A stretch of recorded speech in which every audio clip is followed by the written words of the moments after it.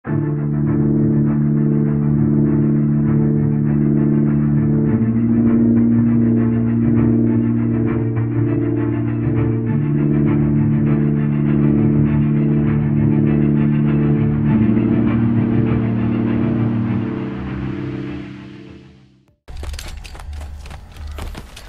dimulai tahun 2001 di Vladivostok, Rusia. Ketika seorang anak lelaki berlari melewati hutan. Aturan-aturan untuk bertahan hidup terdengar memandunya. Peraturan nomor 1, jangan pernah mengungkap identitas klien. Peraturan nomor 2, jangan biarkan saksi tetap hidup. Aturan nomor 3, tetap hidup.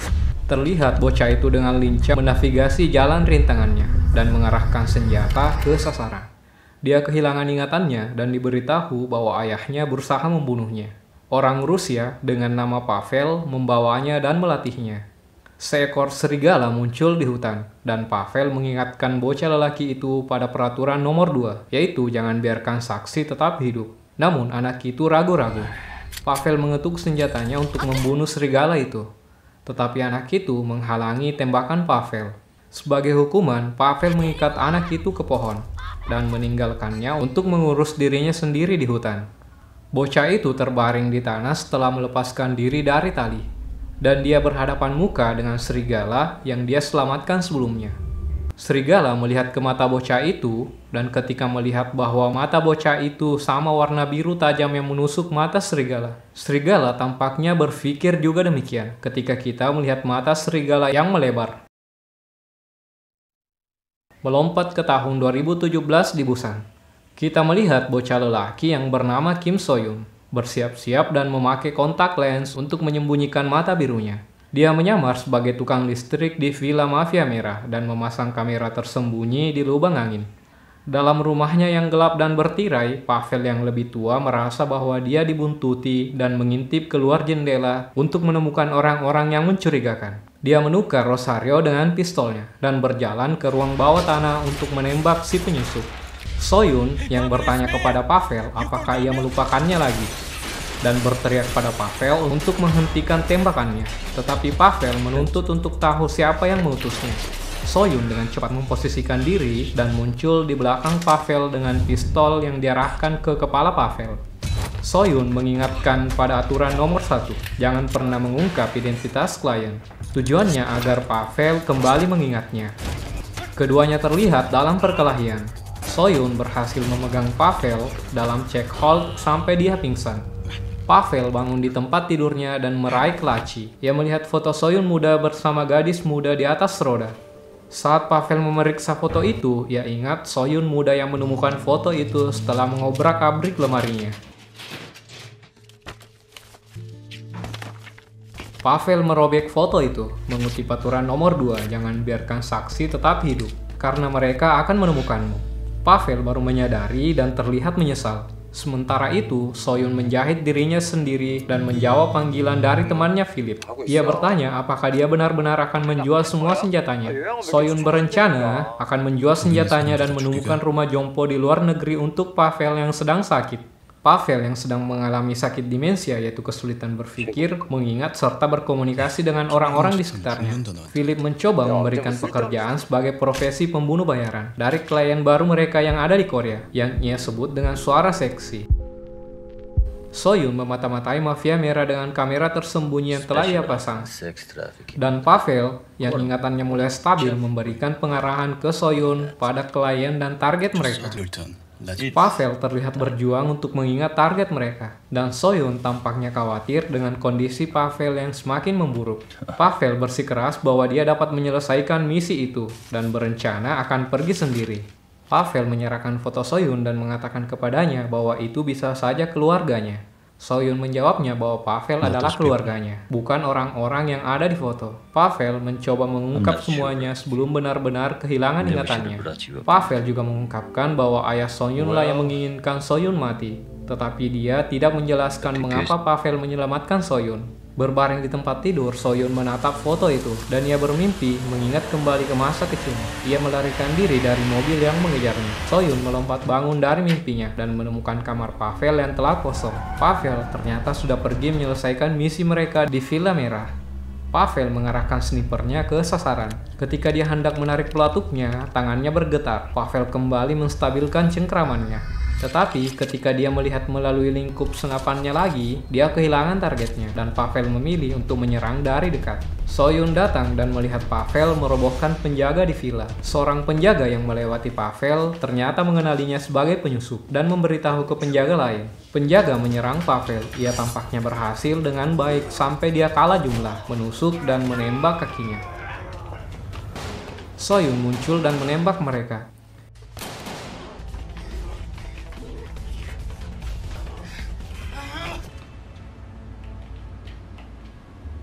Penjaga itu menuntut tahu siapa yang mengirim Pavel. Penjaga menembak Pavel tanpa ragu-ragu.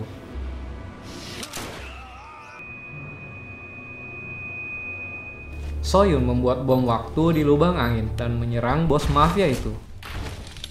Ia memerintahkan untuk memanggil seluruh anggotanya.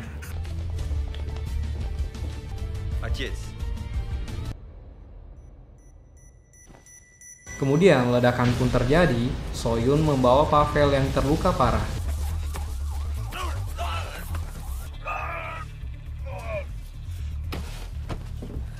Dan terlihat putra bos mafia bangkit yang ternyata masih hidup.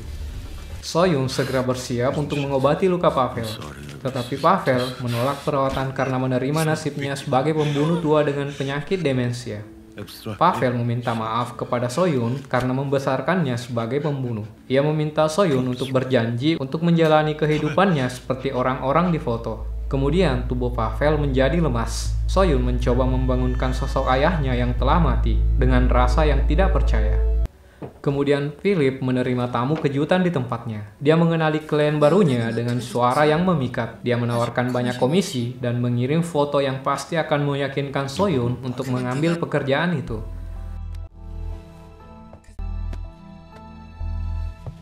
Sementara berduka atas kematian Pavel, Soyun menerima foto dari Philip dan terlihat khawatir bahwa foto dari klien wanita itu sama dengan foto yang diberikan Pavel.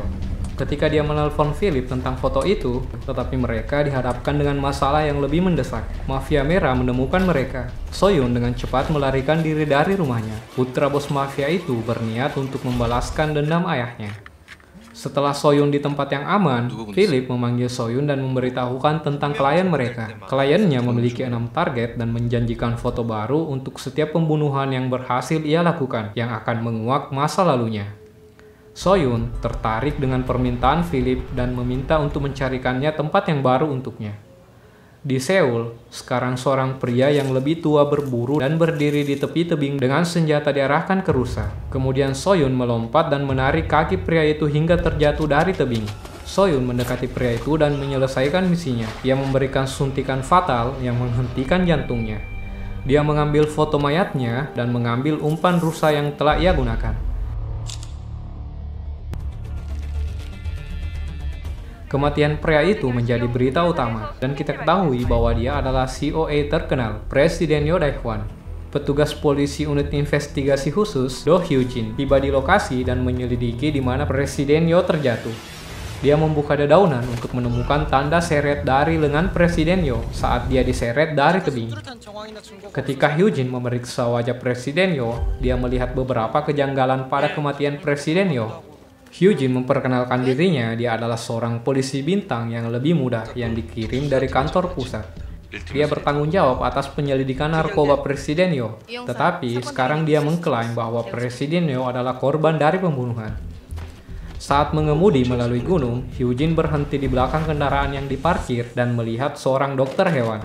Soyun bersiap untuk menyelamatkan anak rusa yang sedang terluka. Dia keluar dari mobilnya dan membantu Soyun untuk melumpuhkan anak rusa itu. Dia menawarkan syalnya untuk menutupi mata rusa itu untuk menenangkannya, tetapi Soyun menolak bantuannya. Tersinggung oleh sikap tidak berterima kasih Soyun, ia berharap bahwa Soyun harus mengakui niat baik orang lain. Soyun mengambil syal bernoda darah dan menyerahkan kartu alamat untuk menebusnya. Dia mencibir pada gerakan dan mengatakan bahwa dia akan menghubungi ketika dia membutuhkan jasanya. Pada pengarahan polisi, Hyujin mempresentasikan temuannya tentang tanda drag di tebing, tanda tali di Presiden Yo, dan tanda jarum di telinga Presiden Yo. Dia menjelaskan mengapa dia percaya dia adalah korban dari pembunuhan berantai. Semua nama yang tercantum dalam buku catatan yang milik seorang reporter, Go Min Hyuk, yang telah meninggal 9 tahun yang lalu. Nama-nama korban ini, termasuk Presiden Yo, tercantum dalam buku catatan itu.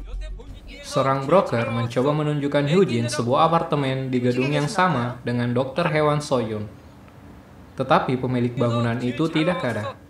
Pialang mengatakan bahwa pemiliknya adalah seorang gadis yatim piatu yang kebetulan mewarisi sebuah bangunan. Pemilik gedung itu bernama Seolgi. Pindah pada Soyun yang menerima foto Hyujin dari kliennya sebagai target berikutnya. Saat mengemudi, Hyujin tidak sengaja menabrak kucing di jalan. Ia bergegas ke klinik Dr. Hwan Soyun dari alamat yang pernah diberikan oleh Soyun.